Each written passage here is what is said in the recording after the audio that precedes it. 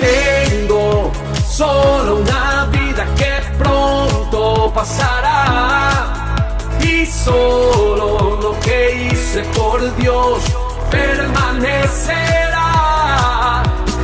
Tengo solo una vida que pronto pasará, y solo lo que hice por Dios permanecerá. Hoy nosotros seguimos nuestra serie respecto a este hombre tan grande en la Biblia como David. David es un hombre muy apasionado y donde hay potencial hay peligro. Una persona que es apasionada puede causar mucho bien o mucho mal. Y hoy nosotros vamos a ver cómo David realmente tenía defectos y también tenía errores. Este es un hombre capaz de tener una pasión espiritual inspiradora, pero una pasión carnal también aterradora. Vamos a ver al David que falló. Vamos a ver a este hombre que no solamente fue un salmista, sino también fue sensual, fue hedonista. No solamente fue un gran paladín que peleó las batallas del Señor, también fue un gran pecador. No solamente fue aquel hombre que mató gigantes, porque por cada gigante que él mató también hubo un pecado que él cometió. Y es un hombre con muchos errores. Es un hombre que hoy nos va a inspirar, porque aún de lo negativo nosotros podemos sacar algo positivo. Y vamos a aprender lecciones de los errores de David, porque David pareciera un Superman, pero todo Superman tiene kriptonita. Y la kriptonita de David era esta: tenía debilidad moral, tenía pasividad espiritual, paternal, sobre todo en el hogar. Y todos los errores que vamos a ver en la vida de David no suceden cuando él era un fugitivo en el desierto, sino cuando él llega a ser ese rey en el palacio. Y es que los témpanos no se derriten en el frío del invierno, sino en la belleza de un verano. Y a veces nosotros estamos siéndole fiel a Dios cuando estamos en prueba, pero una vez que Dios nos empieza a bendecir, nos olvidamos de Él y volvemos a caer en patrones destructivos. Y esto le pasa a David, cuando este hombre debió haber disfrutado los últimos años de su vida. Debieron de ser años de fructífero ministerio, debieron haber sido años donde él debió haber visto la mayor victoria en su vida, pero en vez de disfrutar los últimos años de su vida, ahora tiene que vivir con remordimiento. Tiene que empezar a luchar, y empieza a luchar porque se empieza a descuidar espiritualmente. Y David comete un error, y es la pasividad espiritual, sobre todo la pasividad paternal. La pasividad paternal, ¿por qué digo? Porque él era muy diligente profesionalmente, pero muy descuidado paternalmente. David era mejor rey que mejor papá. Y él tiene muchos hijos, pero empieza a descuidar a sus hijos. De hecho, hay un caso donde uno de estos muchachos violenta a su hermana llamada Tamar. Amnón violenta a Tamar, su media hermana. Es un pecado tan terrible, un pecado de incesto tan vergonzoso, tan duro. Y miren las consecuencias que David le trajo a Amnón. Leemos 2 Samuel capítulo 13, verso 21. Dice así: cuando el rey David se enteró de lo que había sucedido, se enojó mucho. Un momento. Solamente, nada más, David, ¿no hiciste nada más? ¿Nada más te disgustaste? ¿No trajiste consecuencia a la vida de Amnón por un pecado tan terrible que iba a dañar para siempre a Tamar? ¿Cómo solamente una molestia? Déjame decirte algo. Hay momentos de demostrar gracia, pero hay momentos de demostrar también la justicia de Dios. Y un padre es un instrumento tanto de la gracia principalmente de Dios, pero también de las consecuencias y de la justicia. Y en este caso David falló. Y cuando tú fallas en traer consecuencias, tú le estás fallando al futuro de tu hijo. La Biblia dice que en Proverbios 13 el padre que ama al hijo lo disciplina. Así que cuando tú evitas la justicia a la vida de ellos, invitas la justicia más severa, la justicia de Dios.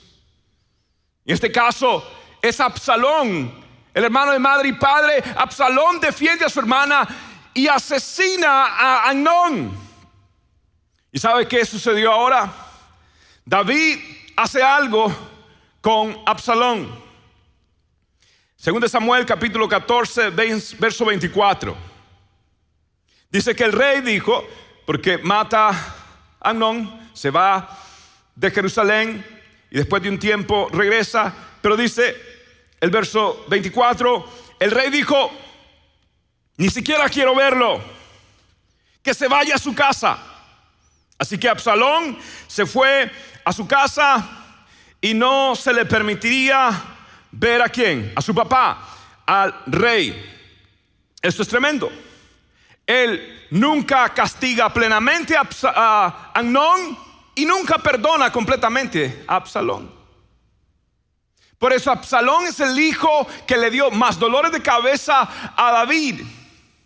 Porque ahora Absalón era un exiliado emocional de su papá. Había una pared entre Absalón y su papá no lo quería ni ver porque nunca lo perdonó. Nunca realmente restauró la relación. Y ahora está este hombre luchando y luego cae en peores pecados Absalón, como que más adelante se acuesta con las concubinas de su padre en la misma alcoba que David falló a Dios, como veremos más adelante. Pero no solamente Absalón, también Adonías.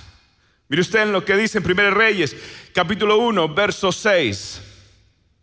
Ahora bien, su padre, el rey David, jamás lo había disciplinado. Ni siquiera le preguntaba, hijo, ¿por qué haces esto o lo otro? ¿Por qué haces esto o aquello? Te voy a decir algo. Es mejor supervisar e invertir bien en tus hijos que asumir que están bien. Es mejor supervisar, es mejor invertir bien en los hijos que asumir que están bien. Es mejor ser un papá inoportuno, un papá invasivo, un papá, tus hijos pensarían que hasta metiche, en inglés le dicen helicopter parents. Es mejor ser un papá helicóptero que caen en el momento menos que se imaginan los hijos y tocan la puerta, revisan su teléfono. Es mejor que tus hijos se molesten contigo con eso, a tener que luego lamentar por haber descuidado la vida de los hijos. Y lo que hizo David realmente no cuidó a Tamar. David realmente no castigó a Amnón. David no verdaderamente perdonó a Absalón. Y David mantuvo una distancia con Adonías también.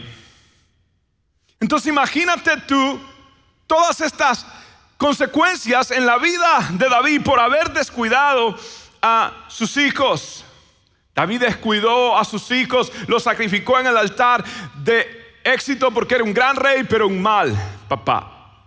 Que Dios nos guarde, porque todos, empezando conmigo, somos vulnerables a descuidar a nuestros hijos. Y David cometió ese error. Dios sacrificó a su hijo para que nosotros no tengamos que sacrificar a los nuestros. Es mejor invertir bien que asumir que están bien, porque los tiempos han cambiado y tenemos que estar arriba de nuestros hijos. Ahora, no solamente tenía la kriptonita de la pasividad paternal, sino también de la debilidad moral. Y lo vamos a ver. Segundo Samuel capítulo 11, verso 2. Dice así: en la primavera, cuando los reyes suelen salir a la guerra, David se quedó en Jerusalén una tarde, después del descanso del mediodía, la siesta. David se levantó de la cama y subió a caminar por la azotea del palacio. Mientras miraba hacia la ciudad, vio a una mujer de belleza singular que estaba bañándose. Wow. ¿Qué hacía David?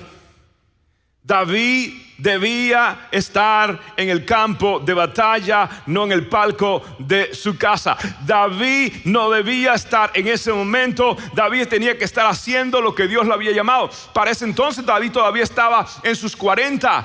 todavía estaba joven. David podía enfrentar, es más, con mayor eficacia la batalla, pero ese día decidió darse un breakcito, decidió darse un descanso, y David estaba allí bostezando, estirándose, agarra su teléfono, abre Facebook, Instagram, y de pronto le aparece un mensaje directo, un FaceTime de una chica llamada Betsabé.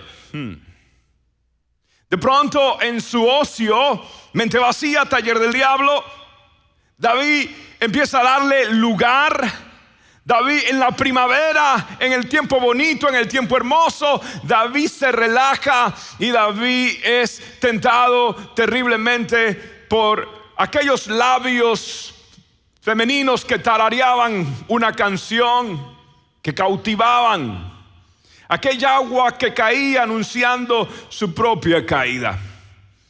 Era una crónica de una muerte anunciada. Era una trampa, y David se había expuesto a esto. Y la gente dirá: ¿cómo puede un hombre tan grande? Dios mío, escribió los salmos, era impresionante, era un profeta, un sacerdote, un gran rey. Wow. Pero ¿cómo pudo caer tan de repente? Y la verdad es esta, que no fue tan de repente. Ningún pecado es un evento súbito ni espontáneo, sino una serie de decisiones equivocadas. Un pecado nunca es un evento súbito ni espontáneo, sino el resultado de una cadena de decisiones equivocadas. Sí, antes de la caída viene el descuido, antes de la gran fracaso, el gran fracaso, vienen las pequeñas fallas, y David fue mermando poco a poco su vida espiritual. Deuteronomio 17 dice que los reyes, por ejemplo, no debían de tomar mucho oro, nunca debían de tomar mucha caballería, y la Biblia condena la multiplicidad de mujeres. Sin embargo, David no tuvo problema con los caballos, porque incluso la Biblia dice que hasta redujo. No tuvo problema con el oro, porque lo dio incluso más adelante a la casa de Dios. Pero el He-Man tenía un she-woman problem. Ese gran hombre tenía un problema de faldas. Y todos tenemos un problema, todos tenemos algo, un punto ciego, todos tenemos algo que gravitacionalmente nos jala como un imán y no sabemos cómo ser libres. Todos tenemos puntos ciegos. Y podemos ver esta ceguera ilustrada en la vida de David con un texto casi que la gente pasamos por encima, pero refleja muchísimo, muchísimo. Quiero que vea usted 2 Samuel capítulo 11, verso 4.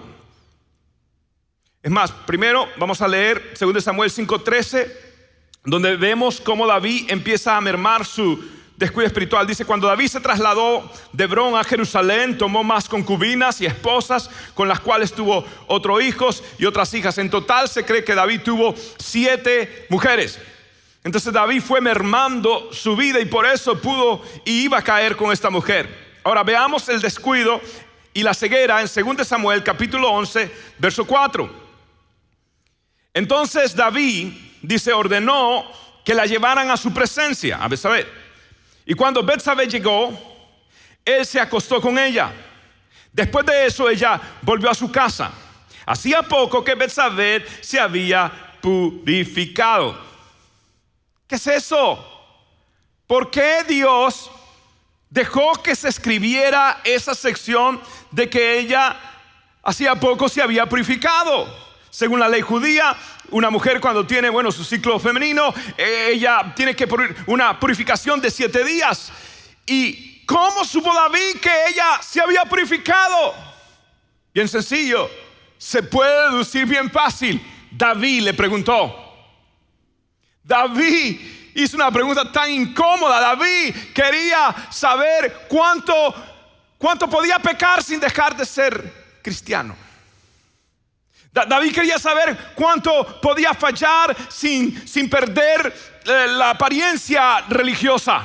Te voy a decir algo, y este es un principio tremendo: nunca compartimentalices tu vida, nunca racionalices el pecado, y nunca, pero nunca espiritualices tus deseos egoístas. Voy a repetir: Nunca compartimentalices tu vida. Nunca racionalices tu pecado. Y nunca espiritualices tus deseos egoístas. ¿Qué es compartimentalizar, pastor?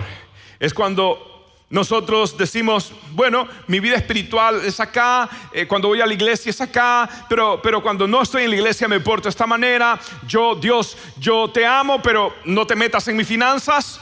Dios, yo te amo, pero no te metas en mi selección de entretenimiento cuando yo estoy viendo la televisión. Dios, yo te amo, pero esto es acá y esto es allá, y estoy compartimentalizando mi vida. Y la Biblia dice que Cristo quiere ser el centro de mi vida, la roca de mi vida. O Cristo es todo o no es nada.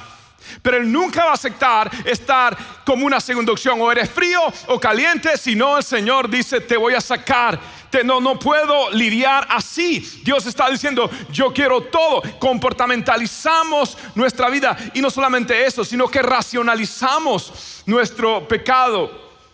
Nosotros estamos justificándonos. David empieza a crear un plan para Urías, para que muera en la guerra. O sea, David estaba tan ciego que perdió la razón espiritual, y ahora crea un plan macabro, lo racionaliza, lo justifica en cierto sentido, porque ahora me puedo casar con ella porque el hombre murió, pero no se está autoengañando. David está espiritualizando su pecado. David quiere saber si ella está religiosamente pura para cometer una impureza. Y no dirá, ¿cómo puede llegar alguien a ese nivel de pecado? Y es que el pecado te vuelve ciego. El pecado te vuelve ciego. El pecado te engaña y te va jalando a un abismo cada día más profundo. Y David falla al Señor. Ahora, vemos algo maravilloso, porque vemos como Dios invita a David a confesar. Pero David no lo hace. No lo hace tan abiertamente. Y Dios nos perdona, pero a veces Dios va a dejar las consecuencias. Y todo lo que comienza en pecado va a terminar en vergüenza. Va a terminar en dolor. Y David lo experimentó. Lea conmigo 2 Samuel, capítulo 11, verso 5. Tiempo después, cuando Betsabé descubrió que había quedado embarazada, le envía el siguiente mensaje a David: estoy embarazada. Wow. Palabras tan lindas como estoy embarazada ahora representan algo tan terrible por no haber caminado con Dios. Ahora David es expuesto. Viene el profeta Natán y el profeta Natán lo confronta. Y te voy a decir algo: cuando es mejor confesar nuestro pecado que ser avergonzado por Dios. Es mejor confesar nuestro pecado y estar en paz con Dios que ser avergonzado por Él. El profeta Natán viene, confronta a David, le da una parábola, le dice de un hombre que agarró la única ovejita de un pobre campesino, y él era rico y tenía muchas ovejas, y bueno, era una injusticia. Le pidió qué va a hacer con ese hombre, y David dice, esa persona tiene que pagar 4 veces su crimen. Y el profeta Natán se da vuelta, apunta el dedo profético a aquella conciencia endurecida y le dice, tú eres ese hombre. Y eventualmente David pagó en lo que más le dolió. Su hija fue violentada, porque todos estos eventos suceden después de la caída de David. Su hija es violentada, 3 de sus hijos fallecen. David paga 4 veces. Y es un caso tan terrible, pero qué bueno que tenemos a un Dios perdonador que también invita a la restauración. Mire lo que dice Salmo 32, versos 3 y 5. Mientras me negué a confesar mi pecado, mi cuerpo se consumió y gemía todo el día. Finalmente te confesé todos mis pecados y ya no intenté ocultar mi culpa. Me dije, le confesaré mis rebeliones al Señor. Aleluya. Y tú me perdonaste. Toma, mi culpa desapareció. Donde hay confesión, hay restauración. Dios construye nuevamente si le traes todos los pedazos de tu vida. Y si le confiesas a Dios, Él es fiel y justo, dice la Biblia, para perdonar nuestros pecados. Confesar es estar de acuerdo con lo que Dios ya sabe y ya te ha dicho que confieses. Así que este hombre por fin viene y le dice a Dios: aquí estoy, Señor, voy a confesarte. ¿Y cómo sé yo que Dios perdona a David? Uno, porque lo dice, y otro, porque Dios hace un acto maravilloso que pocas veces nos hemos detenido a considerar. Y con esto quiero cerrar. Según de Samuel capítulo 12, verso 24 y 25, dice así: entonces ella quedó embarazada y dio a luz un hijo. Y David, usted sabe, ya ahora puede casarse, se casan, tiene un hijo, se llama Salomón. El Señor, mira lo que dice: el Señor amó al niño y mandó decir por medio del profeta Natán, el mismo que le juzgó, que deberían llamarlo Jedadías, que significa amado del Señor, como el Señor había ordenado. Jedadías, este niño es amado. David, yo te amo. David, yo no estoy más bravo contigo. David, yo te amo. David, yo borré tu pecado. Yo no borré tu nombre de la lista de mis hijos. David, yo tengo un plan contigo. David, no todo ha terminado. David, voy a hacer con tu hijo algo grande. David, tu historia con tus hijos no va a ser definida por tu error, sino por mi favor sobre la vida de Jedadías. Yo lo amo. Yo amo a tus hijos. Te amo a ti, David. Yo amo a tus hijos y voy a hacer algo grande con tu descendencia. Es más, de tu descendencia va a salir aquel que es el amado de las naciones, aquel que en las orillas del río Jordán el Espíritu Santo iba a decir: este es mi hijo amado en el cual yo tengo complacencia. Y de allí iba a salir aquel amado de Dios, el cual luego más adelante Bartimeo iba a clamar a aquel ciego diciendo: Jesús, Yeshua, Jesús, hijo de David, Yeshua ben David, Yeshua ben David, Jesús, hijo de David, Jesús el amado, Jesús el que es hijo de aquel hombre David que había fallado a Dios, que había cometido errores, pero que era el amado de Dios, el amado. Y esa es la gracia de Dios. Eso es lo que Dios hace contigo, es lo que Dios hace conmigo. Él toma nuestros peores pecados y nos da lo mejor. Él nos da al Hijo de Dios, perdona nuestros pecados y nos da otra oportunidad. Así que si tú estás allí, mi amigo, y tú dices: yo quiero experimentar esa gracia, yo quiero saber lo que David supo cuando estuvo en paz con Dios, por eso hoy yo te invito a que tú rindas tu vida al amado, a Cristo Jesús. Y allí donde estás, repite conmigo estas palabras, dilas de todo corazón. Di: Señor Jesús, yo te entrego mi vida, te entrego mi pasado, te entrego mi pecado, te entrego lo peor de mí. Dame lo mejor del cielo, dame a Jesús. Creo que Él murió en la cruz, creo que Él resucitó y hoy Él me perdona, hoy Él me limpia y yo le llamo a Él mi dueño, mi Señor. Desde ahora en adelante, dilo, desde ahora en adelante voy a servir al Señor y lo que me queda de vida será para Él. Voy a servirle, soy hijo de Dios, se va la culpa, llega el perdón. Hoy comienzo una nueva vida. Mi nombre está escrito en el libro de la vida y nunca más será borrado. En el nombre del Padre, del Hijo, del Espíritu Santo. Ahí donde está, celebra que Él ha cambiado la muerte en vida. Él ha cambiado las tumbas en jardines. Él ha cambiado el llanto en alegría. Él ha quitado la noche, el amanecer ha venido, el sol de justicia se ha levantado. Vamos a adorar, adora, dale gracias ahí donde estás. Vamos a cantar a su nombre. Aleluya, aleluya, aleluya. Tengo solo una vida que pronto pasará y solo lo que hice por Dios permanecerá. Tengo solo una vida que pronto pasará y solo lo que hice por Dios será.